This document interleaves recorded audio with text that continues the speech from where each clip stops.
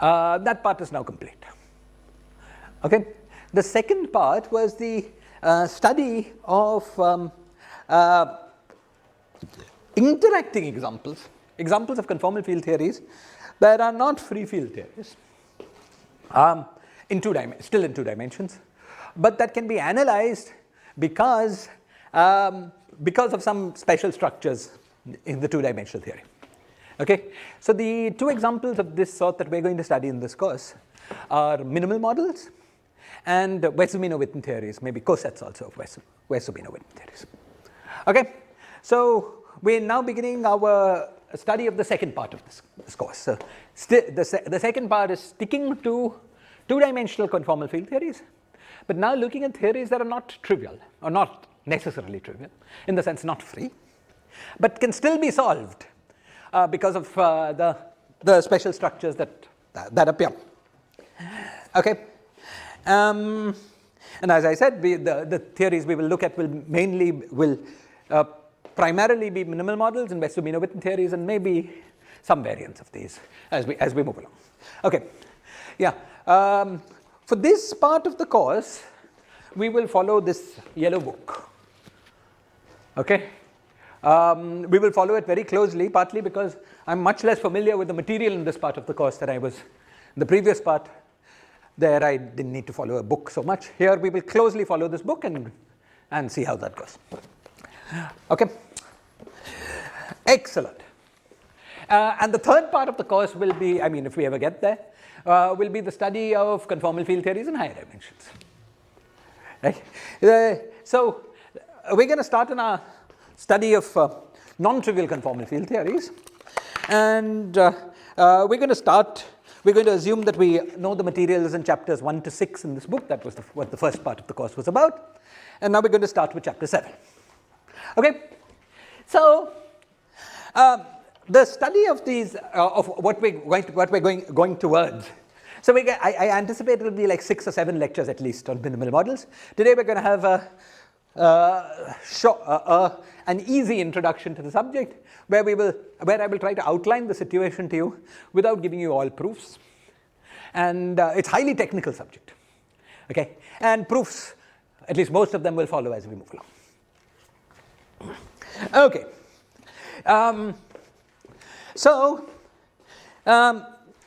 The first thing that we're going to ask is, the first thing that we're going to do is the following.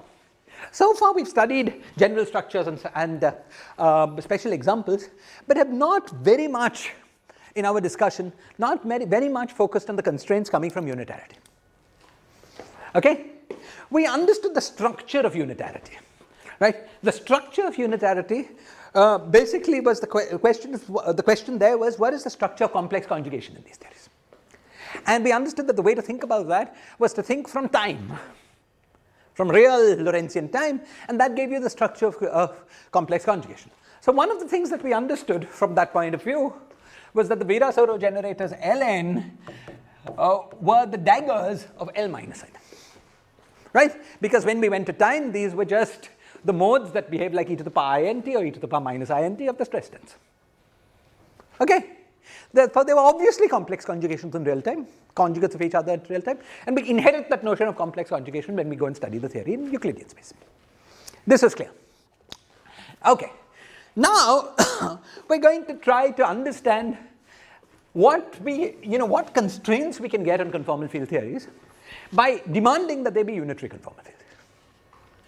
So you'll see how we move. Okay.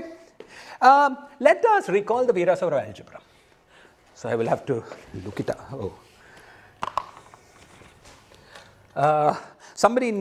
If somebody can help me with the thing, otherwise I will look it up here. Virasoro. So let's show where to look it up in this book. Okay, I'll try to. How was it? L minus n was Ln was equal to L of n plus m plus delta n plus m0 times c into some numbers. There was n minus, let me look it up. m minus 1 n plus 1. And there was some number below this, 6. What? C by 12. Perfect. Thank you so much. Okay. So it was this plus L of n plus m. Okay. That the only operator we could get on the right hand side was L of n plus m, followed by matching dimensions. Well, n minus m factor. Thank you. N minus m. Yes. Good. N minus m factor.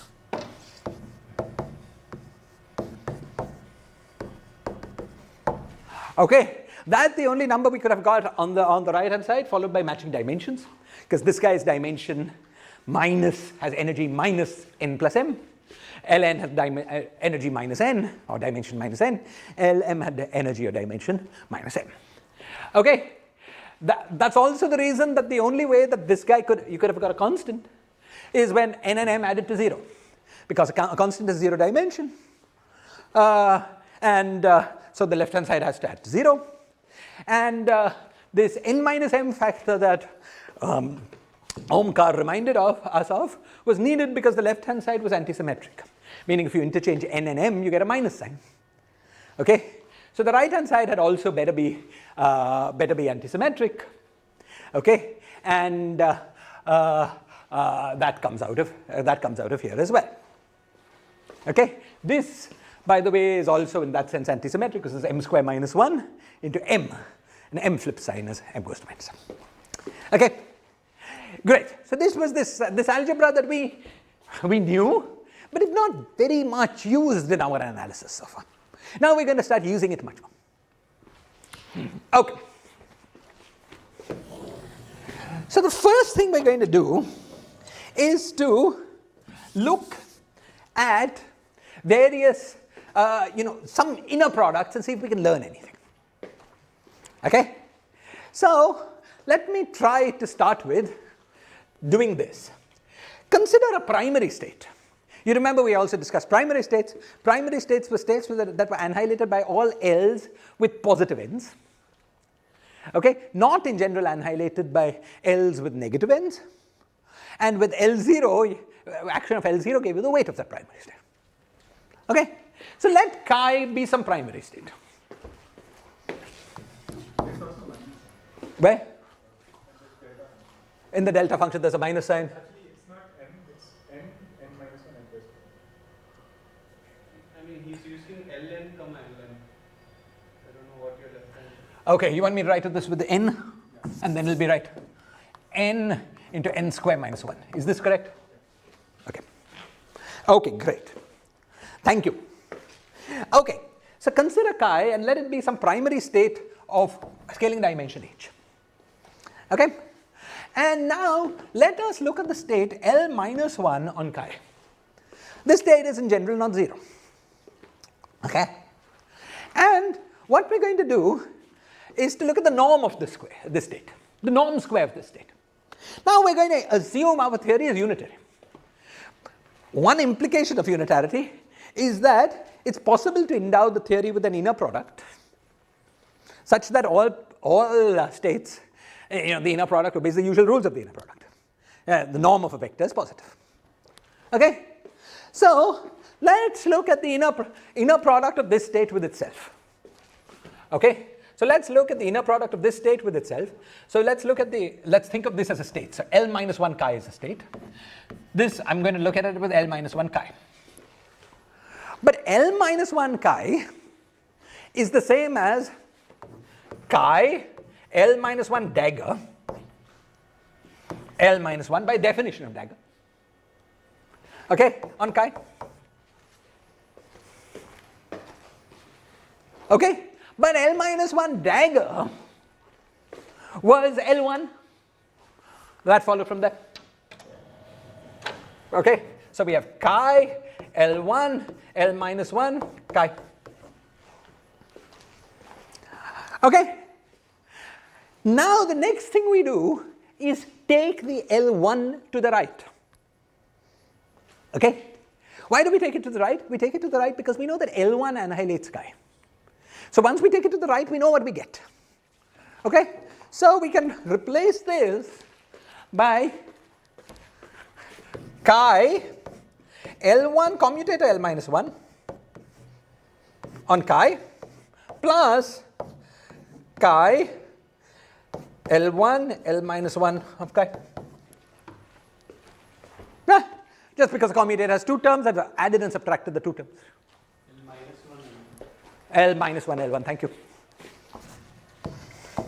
L1 of chi. Okay? Now this we L minus 1 L1 L1. Right, this is not a minus, it's L minus 1. You understand? Yeah, okay. Now this, as I said before, was 0. So this is equal to chi L1 L minus 1 on chi. Okay? But L1 L minus 1, now we look up there. Because n is 1, that first term doesn't contribute. Because n is 1, that second term gives us a factor of 2. So we get 2 times chi L0 chi. Just by using the commutation relation. But L0 is h. So that's 2h chi chi. Okay. So now let's put together what we found. We found that norm of L minus 1 chi, L minus 1 chi was this. But now we have some information. Because you see the left hand side, because by definition, by assumption we're working in a unitary theory. The left hand side is positive. The right hand side is a positive number multiplying chi, multiplying 2h. And therefore we conclude from this that 2h is greater than or equal to 0. Therefore h is greater than or equal to 0. Okay? So it follows from unitarity that every primary operator has to have a dimension that is greater than or equal to 0. Okay? Actually, this is something I mentioned when we were looking at our derivations of the various algebras. You know, we didn't allow higher poles for this reason. And it's not really necessary. There are other ways of motivating that same thing, but this is a convenient way. And you see, it follows immediately from unitarity. Now, I've gone through this proof in so much detail because we're going to use the same idea again and again and again. Okay? It's always the same idea. You take the norm of something. Okay? Then you replace that by a string of operators. You take all the annihilation operators to the right. In the process, you produce something. Okay? Use the algebra to evaluate what you produce, and you conclude that something is greater than or equal to 0. It's always the same idea. This was the simplest example. And it's already revealed some physically interesting information. The information it's revealed is that the primary operators in a theory always have to have a dimension greater than or equal to 0. Now let's look. Is this clear, by the way? This also suggests that the correlation function between two operators with non-trivial dimension will always be vanishing when we are going to when we make these arbitrarily when the distance between these two. Yes, yes, because it goes like z minus z to the power h. So was there some other reason to express that in Oh, you know, it's just cluster decomposition. You know, the principle of cluster decomposition tells you that when you've got fields far away from each other, they should know that the other one was there. But should we not expect that in a non-unitary theory? Okay, should we not expect that? So now there are many kinds of non-unitary theories. There are non-unitary theories which also have only positive dimension. We'll start seeing examples of such things. Now, if you've got an operator with a negative dimension, that's precisely the kind of operator where this thing grows. Yeah. Now, I don't know the answer to your question. I would have to look at an example where such a theory arises. Right? You would have to look to see what physical system gives rise to such a theory, and then you can try to get a sense for whether in that physical system you should have expected that. Certainly in the systems we're studying, we should expect this. Okay? Right. There are these maybe we'll come back. I don't know at the moment the answer to your question, but maybe we'll come back and study some non-unitary theories at some point. Then we'll have a better sense of it. I think we'll have to look at the context. Okay, great.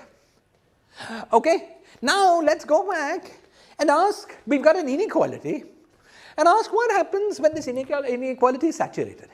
You know, typically in physics, when you've got an inequality, something particularly interesting happens when it's saturated. This is very generally true.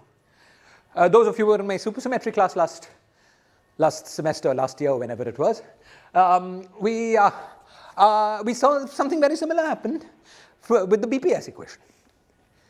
Supersymmetry allowed us, using very similar logic, to conclude that some combination of charges was positive. E was greater than some charges. However, when that inequality was saturated, the representations in question became short. These were BPS states that had a certain level of protection, if you remember, because a small change in parameters could not suddenly change them to non-BPS unless they combined with something else, because the number of states had to be conserved. You know, you can't make discrete jumps in the partition function of your theory, for instance. Okay, so you remember this way of thinking. So that was another example, and very similar example to the one we're going to study now. Okay, so when you've got an inequality, especially involving states like this, often it's the case, you prove an inequality, the first question you should ask yourself is what happens when it's saturated? Okay, we're going to ask this question here also. This particular case we will get almost a trivial answer, but we'll get more interesting answers as we go on. So let's ask this question in this case. What happens when this inequality is saturated? Well, in that case, this state has to vanish. Not just the inner product, but the state itself. Because we know that in unitary theory, the only state that has zero norm is the zero state itself. So then, when the inequality is saturated, H is equal to 0, this implies that L minus 1 on chi is equal to 0. But now let's use the state operator map and translate this statement to a statement about the operator chi of z. I don't know if you remember, but one of the things we showed in our earlier part of the course was that L minus 1 acts as a derivative of that operator. Okay? So this equation translates within correlation functions to the equation del chi of z is equal to 0. This holds in any correlator with other insertions. Let's say that they're not on top of it. Any other insertions, dot, dot, dot, dot, is equal to 0.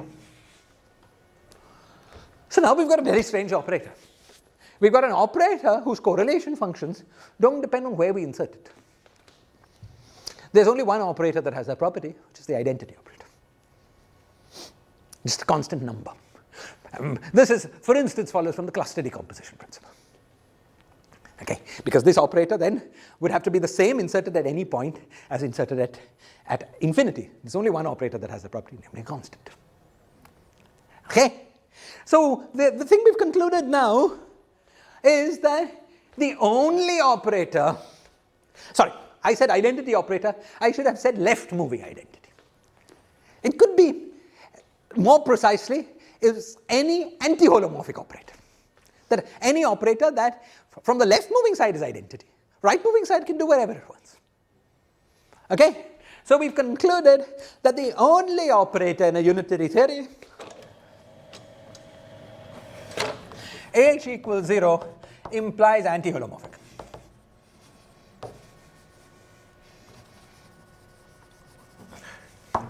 H bar equals 0 in the same way implies holomorphic. And H equals H bar equals 0 implies identity. Both anti-holomorphic as well as holomorphic, which is just constant, which is identity. Okay? So already from this we've proved an interesting result. The interesting result is that an operator that has H equals 0 must be anti-holomorphic. And actually, it's a both-way implication. Because suppose you've got an anti-holomorphic operator, then L minus 1 on chi is equal to 0. Therefore, norm of L minus 1 of chi is 0. Therefore, from the algebra we've shown, H is equal to 0. Okay? So you can only have an operator that is anti-holomorphic if its H is equal to 0. Now we've seen many examples of this. For instance, the currents we considered. Let's say the current we considered bosonization, psi bar psi. It was a 1-0 operator. It had 0 because it's a purely holomorphic operator. The anti-holomorphic part was just 0. Okay? So only operator with h is equal to h bar equals 0 is the identity. If you've got h is equal to 0, then the operator has to be completely anti-holomorphic. If you've got h bar equals 0, it has to be completely holomorphic. I hope I haven't said that the other way around. Okay? Great. This already sounds sort of interesting. Okay? Now, let us try. You see, what we did here was the following. We had this chi state.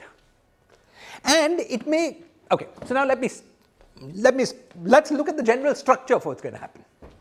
Okay, first, any questions about this? Why would the vacuum have a zero norm? Isn't that distorted? Vacuum does not have 0 norm, but L minus 1 on vacuum has 0 norm. Because L minus 1 is just derivative. So it's just a 0 state. Okay, because L minus 1 on a constant is 0. That's because it's derivative of constant. So the vacuum itself is not 0 norm, but L minus 1 on it is 0.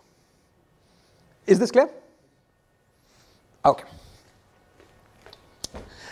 Now, given a primary operator chi, we can get a whole series of states by acting on this primary operator by L minus m for all m, and products of these. Actually, it's enough to act with L minus 1 and L minus 2 an infinite number of times, as many times as you want to, because a commutator of L minus 1 and L minus 2 will produce an L minus 3 and so on. Okay?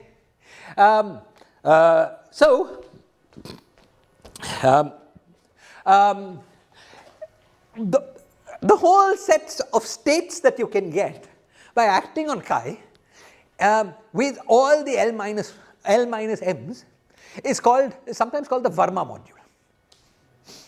Okay? It's the representation or the proto-representation of the conformal algebra that is formed by by the primary state. Okay? Just to see how simple this proto-representation is, we're going to now count its states weighted by level.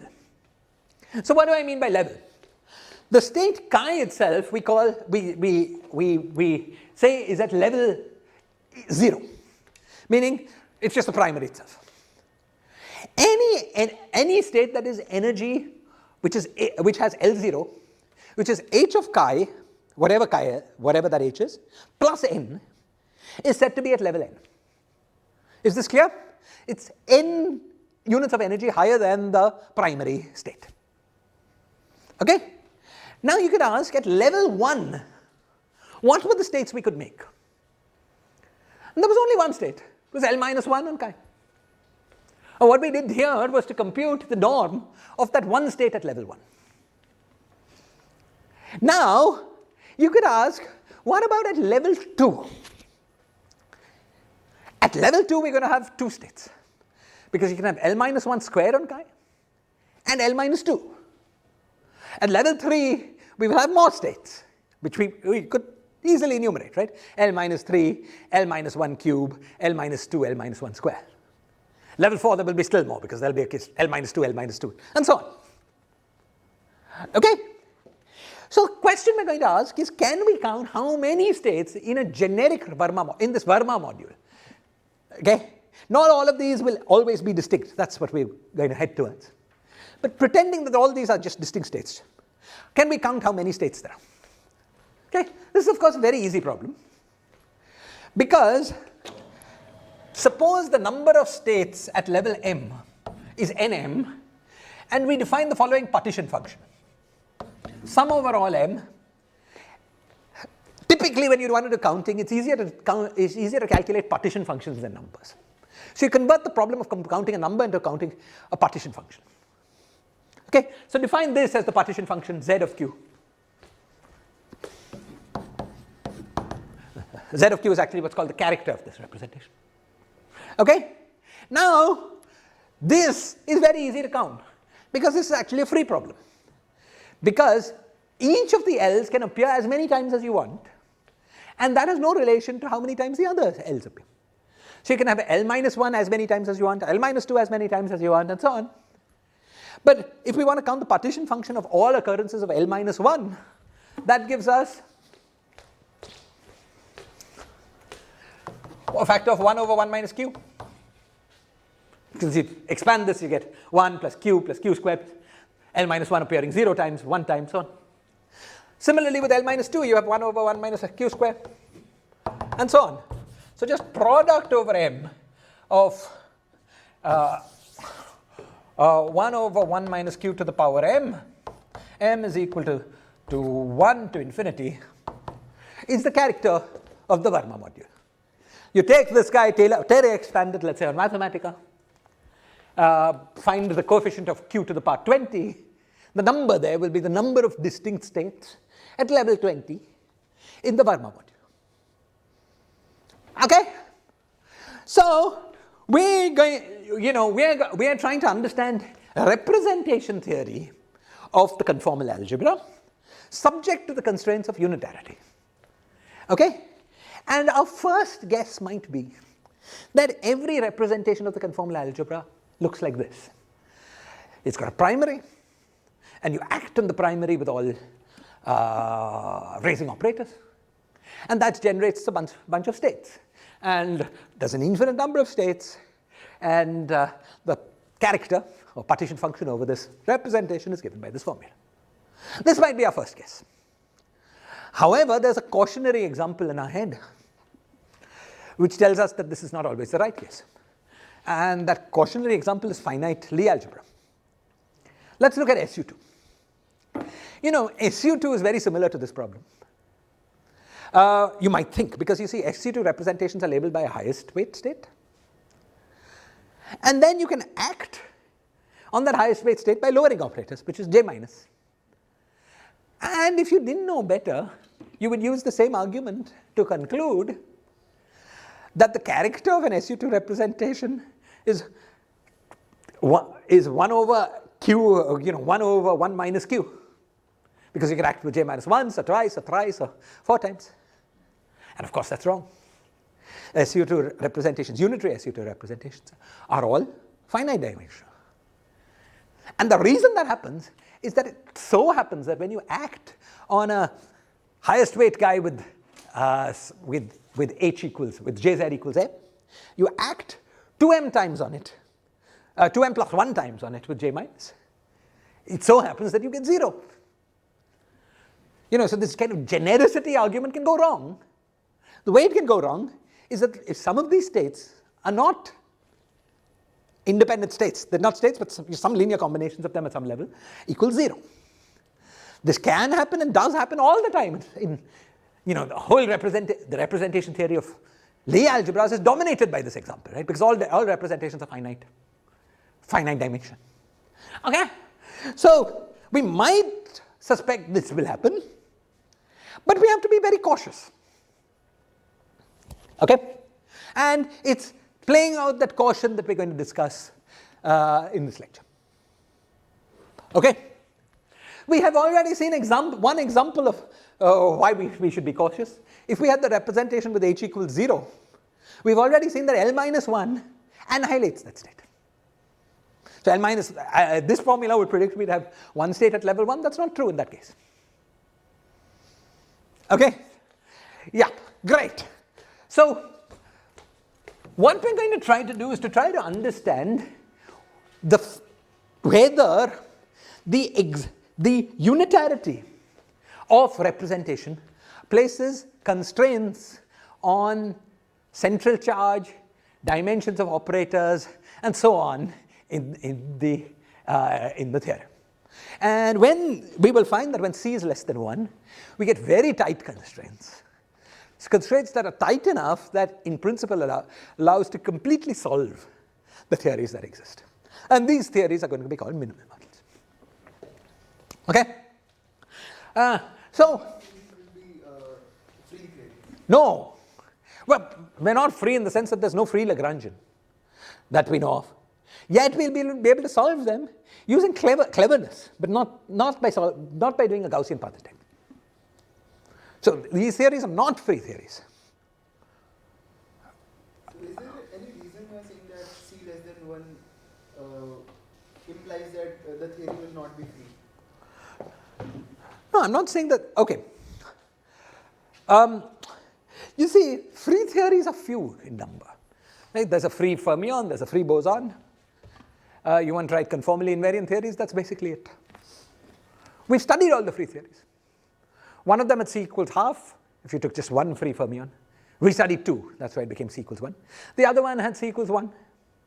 We're going to get theories like, you'll see, but with C very funny values. Somewhere in the middle. There's no, we've sort of exhausted the free theories, right? Okay? What? At most values of C, we will lose unitarity.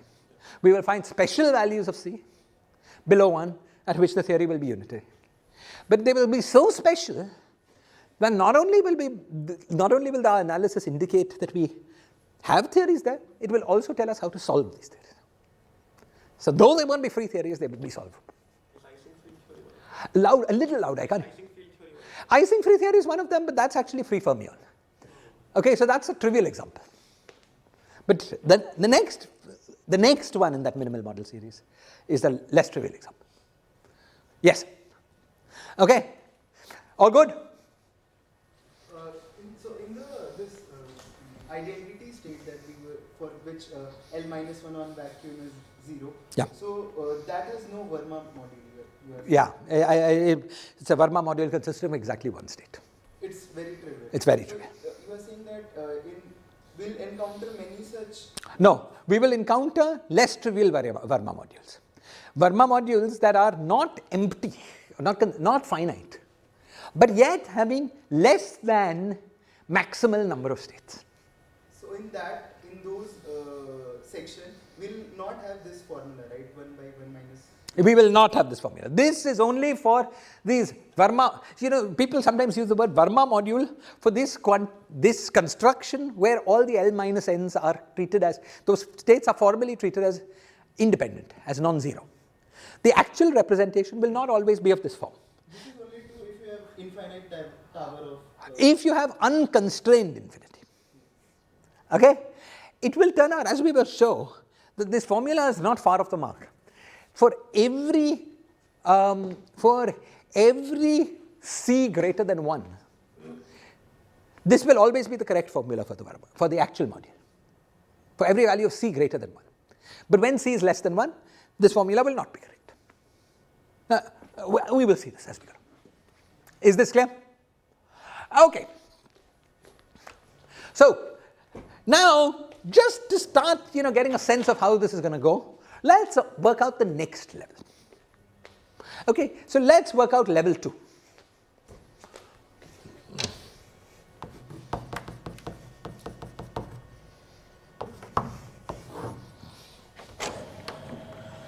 Okay, so at level 2 we have two states. We have L minus 1, the whole thing squared on chi. Let's call this A, state A. And we have L minus 2 on chi. We'll call this state B. Okay, now I want to know what constraints unitarity puts on what constraints I can get out of unitarity when I look at the set of level 2 states. Now, why can I consider this problem level by level?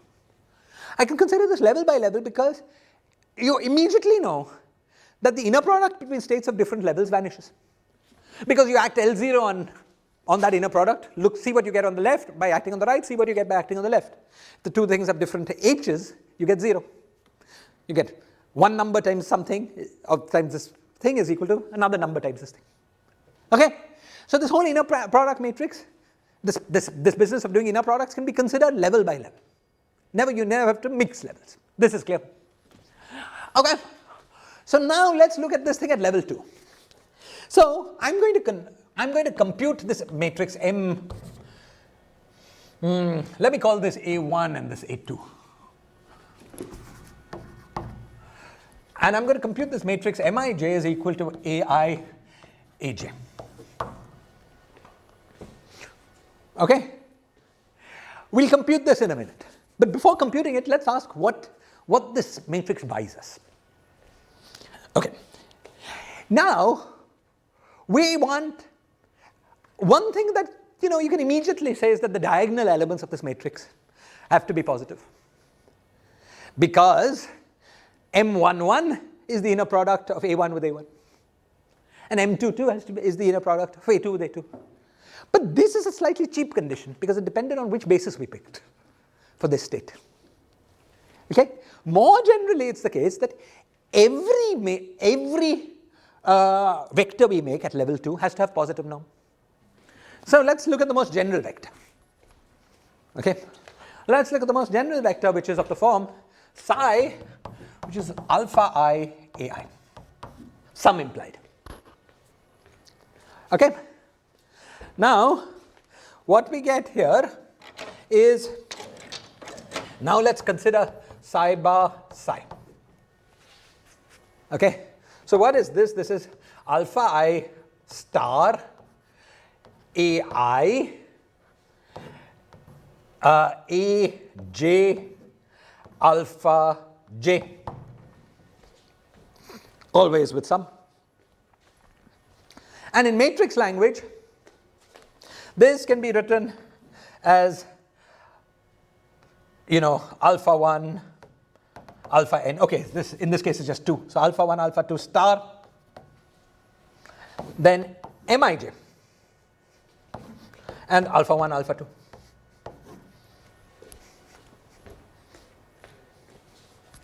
Right? Clear? Okay. Now, this M matrix is clearly a Hermitian matrix because Mij dagger, Mij dagger is Mij because you transpose and you complex conjugate, and that operation leads alpha I alpha j invariant. So this M matrix, whatever it is, has only real eigenvalues because it's Hermitian. Okay? Suppose these real eigenvalues are both positive. Then it's clear that this number will always be positive. Because we can take this alpha guy and decompose it in the basis of the eigenvectors. Okay? The eigenvectors are orthogonal. We'll get inner product between one eigenvector and the other, inner product with the other eigenvector and the other, and we'll get the stars this way. Is this argument clear, or you want me to work it out? This is clear, right? Everyone? Right? Assuming distinct eigenvalue, doesn't matter whether it's distinct or not, because within, if you've got equal eigenvalues, you choose some orthogonal basis within that space and make the same argument. Okay? Therefore, it's clear that if this matrix has positive eigenvalues, then the inner product will, for every choice of alpha i's, will be positive. On the other hand, suppose there's even one eigenvalue that's negative, then we choose alpha to be in the direction of that eigenvector, and we get something negative. Okay? So this matrix has all positive norms if and only if its eigenvalues are positive, all positive. It has some zero norm states if one or more of the eigenvalues are 0, and it has negative norms if one or more of the eigenvalues are negative. Okay? So unitarity tells us that all eigenvalues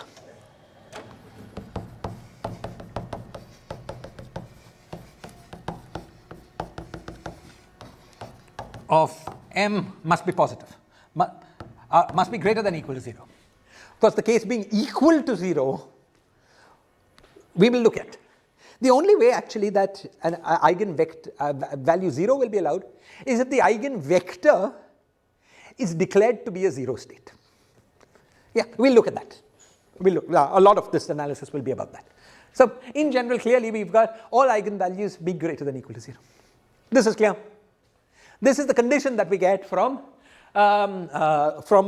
unitarity. Okay. Now it's a bit painful, but one calculation we should do. So let's do this one calculation at level 2. Let's work this thing out. Let's work out that matrix. Okay, let's first do M22. M22 is the easy guy if we can remember the Virasoro algebra, because that is equal to chi L minus L2 L minus 2 chi. Okay, now this is equal to what? We take this through. It's the same game always. The guy that hits here gives you 0. Now I'm not going to write that term again. All we get is the commutator. L2 commutator L minus 2. L2 commutator L minus 2. L2 commutator L minus 2 has only one term in it. That is that constant piece. And that is the piece that you're going to help me get right. Was it n, so 2 into 3, 4 minus 1 divided by 12 times c. What? Plus 4L, sorry. Yes. Sorry, plus 4L0. I said that wrong. We also get the plus 4H. Okay. Wonderful. Okay. So we get, which is equal to c by 2 plus 4H. Okay. So M22 is done.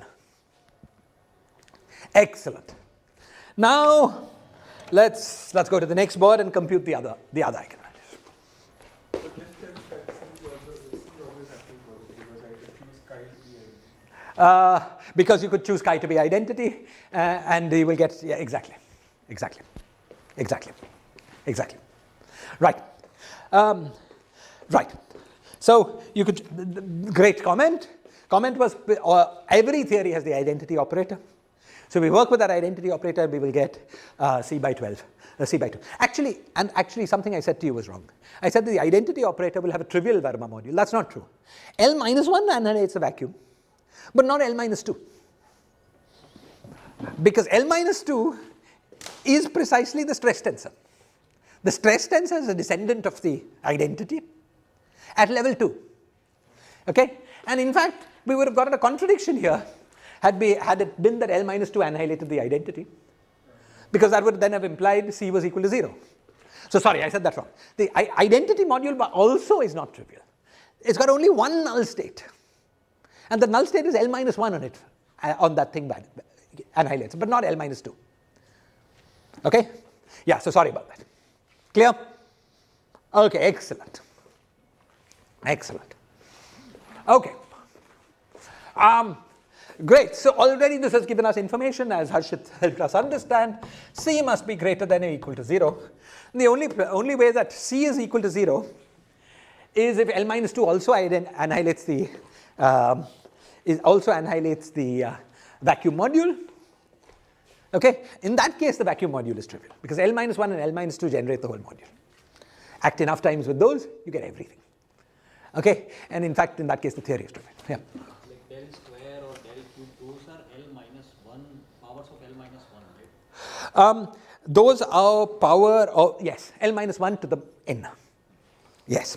This is completely different. L minus 2 is, yeah.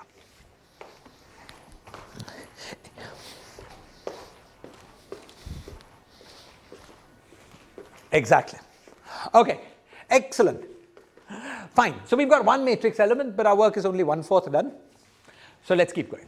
Actually, 1/3 done because it's symmetric matrix. Okay. So now let's look at which one did we call 1 and 2? This was 2. So let's look at M, let's say 2, 1. This is chi. L2 was this guy, yeah. So L minus 2, no, L2, L minus 1, L minus 1, okay.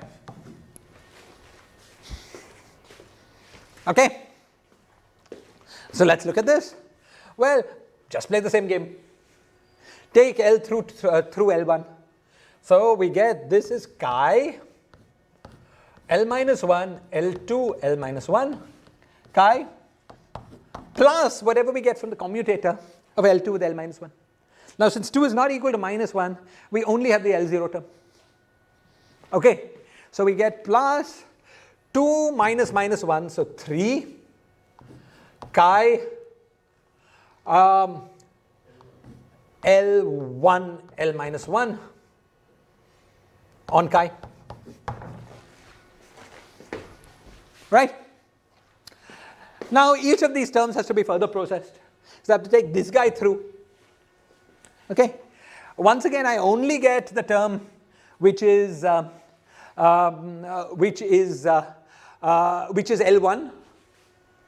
right? Because L2 acting on this gives you 0. But this whole thing then is L1 acting on something which is also 0. Okay? So this guy is equal to 0. What about this guy? This guy was L1 on L minus 1, but that gives you 2 L0. Okay, so we get 6H chi chi. So there's one more commutator. L2 L minus 1, the commutator will give you 6. L2 L minus 1. When you take it inside, you will get one more commutator. Let's work this out. This was L minus 1 That's L1 acting on something. on something, and therefore it's 0. Right? Because this was a positive, an annihilation weight guy. So whatever it gives you will annihilate.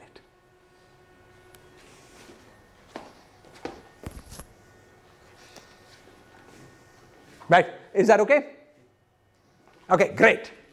And therefore, now let's just for, all of this of course was also multiplying chi chi. Let's choose our original primary state so it's normalized, so its norm was 1. So the chi chi's go away. Okay, and so we've almost finished producing our matrix. Our matrix was, we don't know what this is yet, question mark. This guy was 6H, C by 2 plus 4H. Okay, to finish this program we need to find that other matrix element. Okay. Okay, this is the most painful of the lot. Let's do it. So what we want is chi L minus 1, L minus 1, L1, L1. Okay. L minus, sorry. L1, L1, L minus 1, L minus 1. Okay. Okay, so let's compute this guy. Okay, so let's take L1 through L minus 1. So we get chi L1, I'm taking this through, so we get 2L0. So the commutator term is 2L0, L minus 1, chi, plus chi, and then the term where it's just switched. So L1, L minus 1, L1, L minus 1 on chi. So far so good. Okay, let's take, fine. Let's take the 2 out. Okay. Next thing we do is to take this L1 through all of these. Okay. So L1 with L0 gives us L1, the commutator is L1. We can also say that L minus 1 carry has dimension H plus 1. Louder, L minus 1 Minus 1 carry has dimension H plus 1. has dimension. Okay, great, perfect, great. So Harshit had a good way. He said just act L naught on this. So this, thank you, that's a better way. So, right, Harshit's point is now we can just write this as chi L1 2 into H plus 1. This is correct. L minus 1 chi. Thank you. Okay. And for this guy, let's also take this L1 through. The reason is that once we take this L1 through, then the state that we'll get, which is L1 squared L minus 1, whatever we get from that is 0. Because it's overall annihilation weight. Okay? So let's take that through. So once again we get a factor of 2L0. Okay, so we get plus 2 chi L0, L1 L minus 1, and I've not bothered to write what the other thing is because we know that acting on chi it will give you 0. Is this clear? Because L1 times L1 times L minus 1, in the end when we take the L1s through, it will give us some annihilation weight state. So you'll get 0. Right? So this is and now we can use L0 and chi is h. So we get 2h. Okay, and the last thing is once again to use that this is 2L0. So far what have we got? We've got both are the same expression. So let's write this as 2h, so 4. So 2 into 2h plus 1. Okay, into chi L1 L minus 1 chi. Okay, and now this guy is 2h. Right, so we get 4h into 2h plus 1 into chi, which was 1. Okay, so now we can fill out our matrix. Our matrix is M is equal to 4h into 2h plus 1, 6h, 6h, and C by 2 plus 4h. Now let me check if Big Yellow Book agrees with us. Let us see.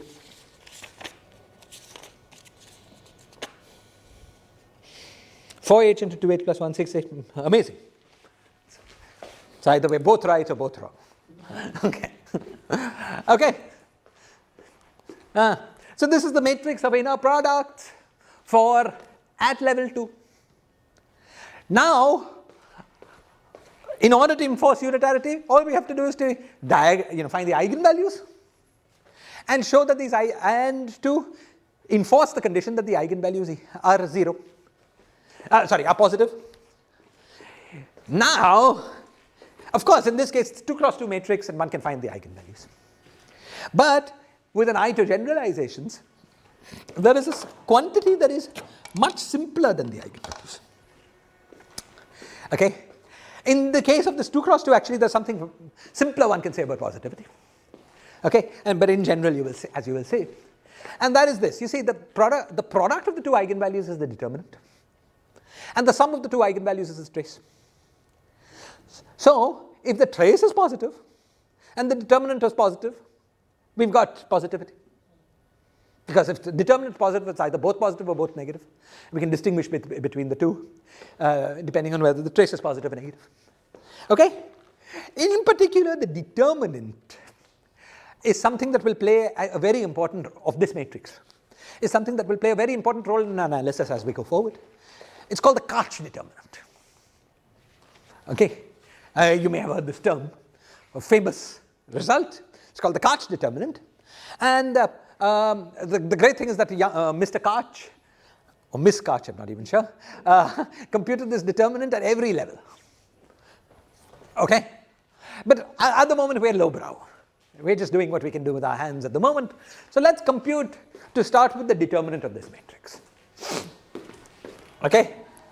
So the determinant is 4h into 2h plus 1 into C by 2 plus 4h minus 36h squared. Okay, now this can be written in a certain form. I'm going to write it and then those of you who are strong can check. Okay, this is, firstly, note something clear about this determinant is that it's cubic expression, right? Where are we? H into h into h. So it's a cubic polynomial. Every cubic polynomial has 3 roots. Okay? So what I'm going to do is to write it as a product of its roots. Okay. Now, one can do this. I'm going to ask you to check, or maybe we'll. Okay, it's just algebra. So I'll ask you to check.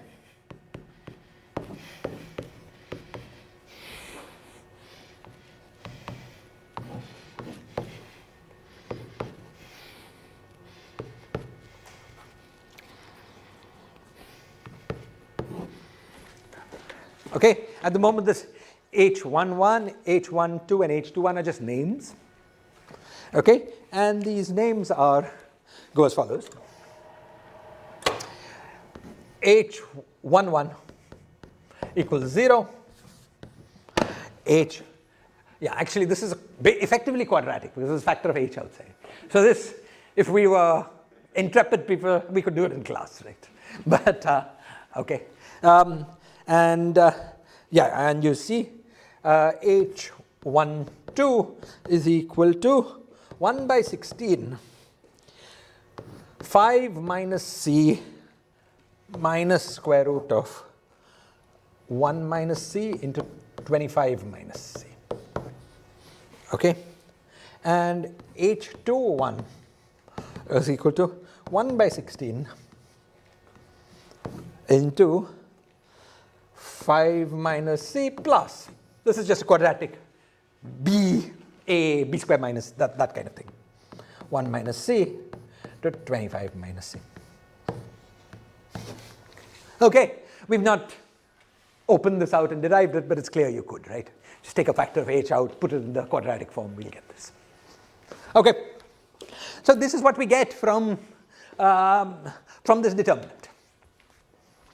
Okay? Now,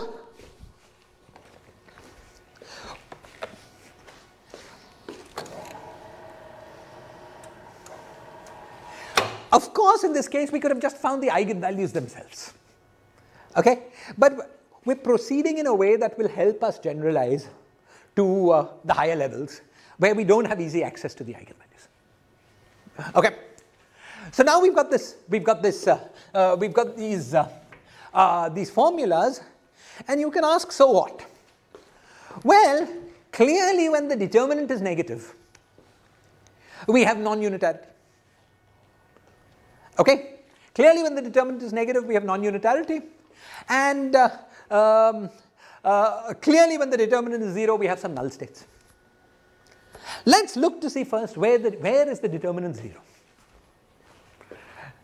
The determinant is 0 when either H is equal to 0, because we have H minus 0, okay? Or when H is equal to H12, or when H is equal to H21. Now, why was it that H equals 0 made this thing 0? First determinant should be real, right? First determinant should be real. This will be real because these are complex conjugates of each other. So even if you take the product of this, it's real, no matter what you do. Right? It's Hermitian real Hermitian matrix. Yeah, we'll have a real determinant. Okay. These are not by themselves the eigenvalues. Yeah, these are not like this. Yeah, the eigenvalues will be real because it's a Hermitian matrix. Okay? This is just a way of writing the answer for the determinant. Okay? And you see that from the fact that we have 3 factors, not 2. It's not product of 2. Okay? So, question, why was it the case that this determinant vanished when H was 0? Because L minus 1 What? Because? L minus 1 annihilated, but that was a statement at level 1. Exactly. So, because L minus 1 annihilates at level 1, is 0 at level 1, therefore anything acting on L minus 1 will also annihilate, will also be 0 norm. Okay? So, what we've discovered here is a general fact. If you've got at some level a null state, something giving you a state with whose inner product with itself is 0, then all its descendants will automatically be null. Proof. We can use the same method we're using now to evaluate the norm of the descendants in terms of the norm of the null state. Okay? Now, this null state, okay, I have to show you, okay, let's hold on for this. I have to show you that the null state is also primary to complete this proof. All null states are automatically primary. Maybe, okay, let me just show you that. Or should we go to the, let's finish this calculation and come back to that. Come back then. We just keep in mind we have a leftover thing to do. Let's finish this calculation because we'll get a diversion. Okay? But the answer was completely correct. It was because we had this null state. Okay? So we already knew that when we did this determinant, we should get a factor of h. That we knew because we've analyzed level 1. Okay? The two new pieces of information are that this determinant vanishes when h12 is negative, when h is h12 or h is h21. And, okay, now let us try to make the following plot. In order to understand what this is telling us, let us try to make the following plot. Okay, let's try to plot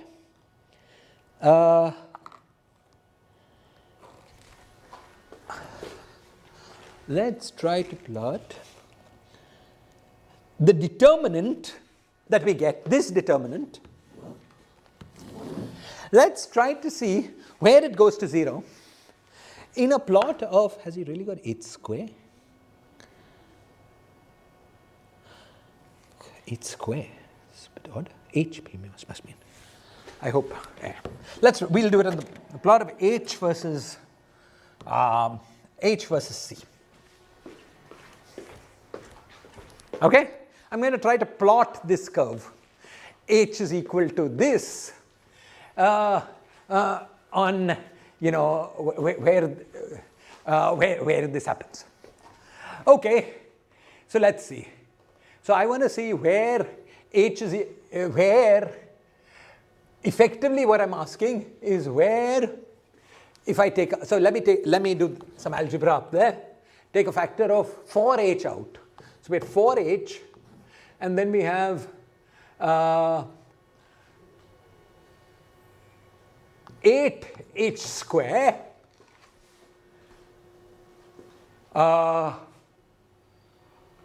8h square minus 9h square. So minus 8 square. Minus 8 square. Is that correct for him? Minus 9h square plus 8h square. Okay. Minus h square. Plus h into c plus 4. Okay. That's 32h cube. Wait, let's take a factor of 4h outside everything. That's 36, right? No, that is 36h square, right? That was, you're sorry. Thank you. I was combining the wrong things. This was 8h square, you're saying. And this was, thank you. So this was plus h into minus 9 plus c plus 4. Is this right?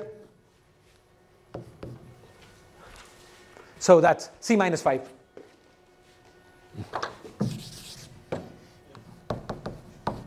And then there was the constant term, which was c by 2.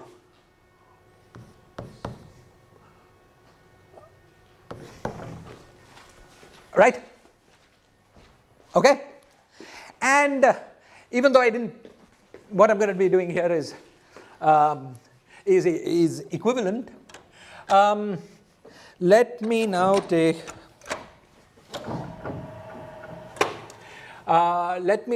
a factor of, what?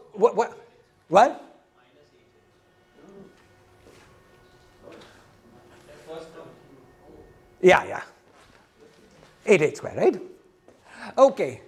And as a check of this algebra, we can even figure out, we can even solve this 5, the b is showing up. Clearly it's correct, right? Because the roots of this are what we plotted up there.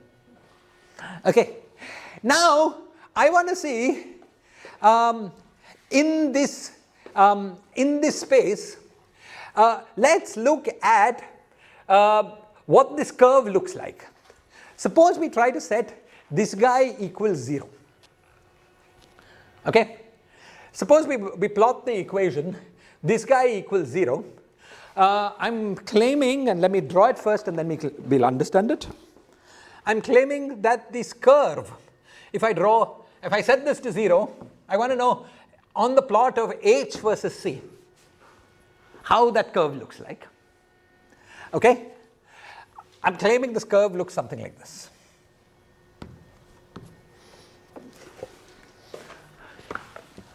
Okay. Clearly at C equals 0, this thing vanishes when H is equal to 0. That's why this curve hits here. But at C equals 0, this also vanishes when 8H is 5. Yeah, so H is equal to 5 by 8. Okay, so there is another point where it vanishes, which is 5 by 8. That's this guy. Now, if you want if C is a little bit more than 0, C is something, but C is just some small thing. Now at H equals 0, this does not vanish. But since this guy is negative, when H is just a little bit larger than 0, this vanishes. So you see that the curve goes like this here. And continuing to think about it, you'll convince yourself that this curve looks like this. Okay? So this curve of where the determinant vanished looked like this on this plot of H versus C. Is this clear? Fine. Moreover, clearly, when C is very large and H is positive, this determinant is positive. Because then every term is positive as long as C is greater than 5, clearly. Okay? So this is the region where the determinant is positive. And this is the region where the determinant is negative. Okay? Actually, half of this curve is one of these guys, and the other half is the other half. But drawn just as a curve, of course, these two roots meet smoothly. So it's better not to think of them as which one, just as this condition that this guy was, determinant was negative. They meet at C equal to 25. They meet at C is equal to probably 1. 1. They meet at C equals 1, yeah. Here, this tip of this parabola or whatever it is where they meet. Right, and then at C equals 1 and then H is 5 by 16. So just halfway. This was 5 by 8, right? 8 and halfway between them. 16 is where they meet. Okay, all clear, right? Now, clearly we see that any point here gives us non-unitarity. Because it gives us a determinant that is negative. So we've learned already a surprising amount. Okay, from this almost trivial calculation. A calculation that we actually did on the board in 10-15 minutes has already told us that if we have a theory with C less than 1, somewhere here. So say we know our C. Okay. So say our C is somewhere here. Then in that theory there can be no operator whose scaling dimension is between this guy and this guy, provided the theory is unitary. Okay. For C greater than 1 we've learned nothing. But for C less than 1 we've already excluded lots of different operators. Is this clear? Yes? Primary operators. I'm always talking about dimension of primary. Okay? Yeah, because all of this algebra is written in terms of the dimension of the primary. Okay, dimensions of all the others are just this plus number, integers. So there's no new information in those. It's only in the primaries. Maybe integers don't lie in this. What? The h being integer doesn't lie in this. Yeah, in this case, that's true as well. But it won't continue to be true. As we go up, it will go higher and higher. Okay. Now, this calculation we sort of did with our hands. Okay? This calculation we did with our hands, and we've already seen that just doing this kind of trivial kind of algebra, okay? Just doing this kind of trivial kind of algebra, we learn a lot of contentful stuff, right? So far we've only got inequalities. No equalities, but those will also come. Okay? Now, Mr. Koch, or Miss Koch, derived a formula for this determinant at every level n. Okay? We will at some point in this class derive this formula, but not in today's class. Today I'm just going to tell you the answer. Okay? And just understanding the answer, will take the rest of the lecture. Okay?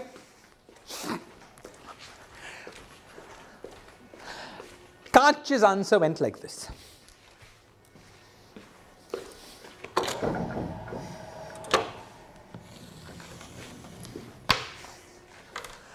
Consider that M, which is the matrix of inner products at level n.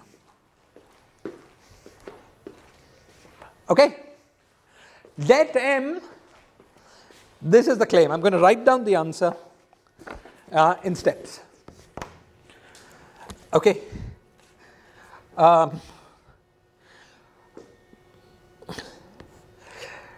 Product R comma S greater than or equal to 1. R and S are integers that are greater than or equal to 1, and product of RS is less than or equal to n. In this book they've written L instead of n, but you won't be able to distinguish my L's from my 1s, so I'll write n. Okay. Then H of minus HRS. All of these numbers are functions of central charge, and then we get this to the power P n minus RS, where P of M is the number of partitions of the number M.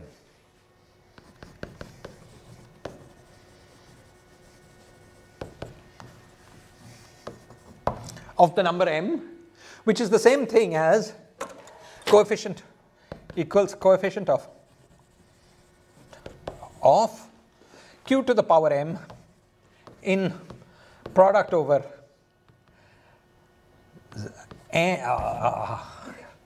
S 1 over 1 minus q to the power S. Now these two are the same is clear, right? Because every way of producing a power of q to the power M in that product is partitioning M into integers. Okay? So Pm is simply the coefficient of this, of q to the power M in this product. Okay? I have to complete this formula, I have to tell you about this HRSs. But even before telling you what the HRSs, look at the structure of this formula. If we have some level n, then we've got products of factors, H minus HRS. Now, this HRS occurs if, this was HRS, two integers, yeah? It's R comma S. 1 comma 2, like we had up there. 1 comma 2, 2 comma 1. But there, for partition function of n minus r, There it's a product. There it's 1 minus r. Yeah. Now, this rs had to be less than n, because otherwise this partition would make no sense. You want a partition of a positive integer. Okay? And notice that if we are at some n and a certain HRS appears, then that same HRS would appear in the determinant at every larger value of n as well. Okay? That same HRS would appear in the determinant at every larger value of n as well, because rs has to be less than n, so that condition just gets weaker as you go to larger values of n. Moreover, that HRS, suppose n is the first value, I've got a particular rs. So let's look at n is equal to rs. That's the first value at n at which HRS appears in the determinant formula, because it's less than equal to rs. Now suppose we go to the determinant at n is equal to rs plus k. Then with what power does this HRS appear? The number of partitions of k. But there's a simple explanation for that. Because you see, we take that null state and look at all its descendants. We get that by acting this, this partition function, this power of 1 over 1 minus q. All of those states would also be null. Okay? So everything here at rs being some value that has appeared at a previous n, okay, is information about null states that were actually at some lower level. Okay? But when you've got some rs equal to your particular n, and that will always happen because r could be 1, for instance. When you've got some rs equal to your particular n, then those null states, those things are new information about something that's happening at your level and not the earlier levels. Is this clear? We saw an example of this at level 2, where there was h minus 0, which was something that occurred at level 1. But then there were two new things, h minus h12 and h minus h21, which we saw at level 2 but not at level 1.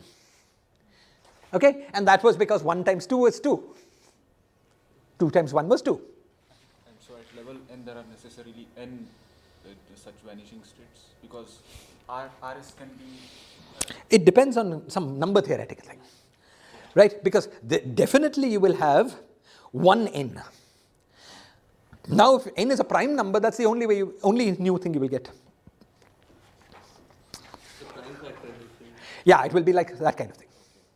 Okay? It's a bit more complicated than what you're saying. Right? Yeah. Are you saying something that there will be some combination of these L minus n's such that this combination acting on some primary will get you to a null state? Yeah. When the determinant vanishes, certainly there's a null state. Now, there are two kinds of null states. There are null states that occurred at a value of h where you had a null state even at a lower level. Those would definitely be null states, because all descendants of that lower null state give you null states. Okay?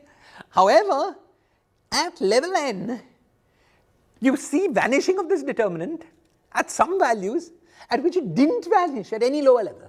That's new information. Is this clear? Okay? So this is the first thing to understand about the structure. These HRS will have some definite values. I'm going to tell you what the values are in a minute. Okay? HRS will be a function of C but will not be a function of n.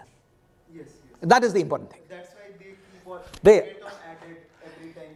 Yes. Yes. Is this clear? Now I'm going to tell you what HRS is. Actually, at 3:30 I have an appointment, so I will have to very soon into this class. But let me write down what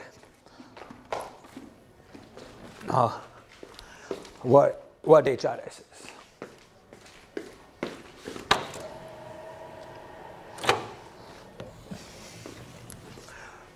So what is HRS? Okay. Now, HRS is complicated enough.